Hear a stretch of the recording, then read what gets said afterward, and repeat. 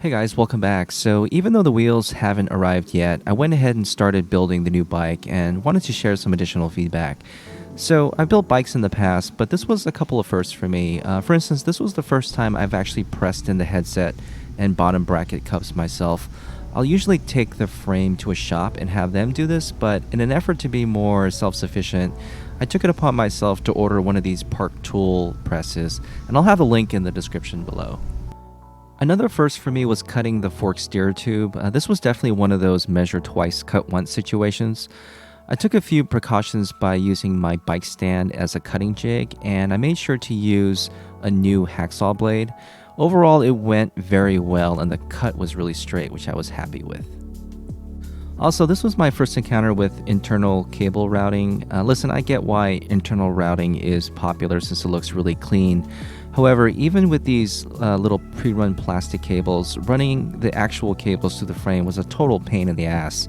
So I removed these little rubber grommets to make it a little bit easier. However, I had a heck of a time getting the grommets back on afterwards, especially the ones underneath the swing arm.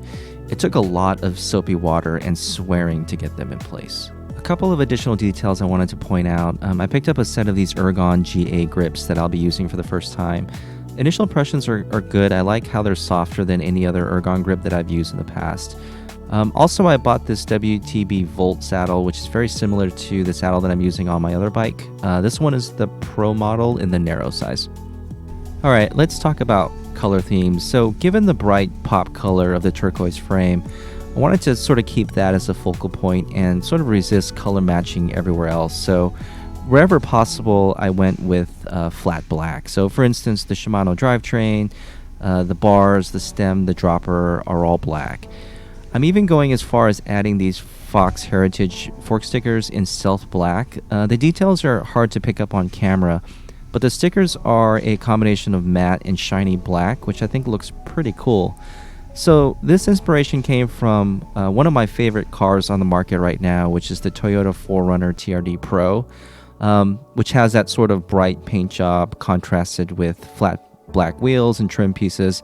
I always thought that looked really cool and wanted to replicate that in the build. Alright, at this point I have the drivetrain and brakes installed, as you can see. I still need to finish up shortening the brake cables and installing the dropper remote. And of course I'll probably need to bleed the brake system as I lost quite a bit of oil in the process.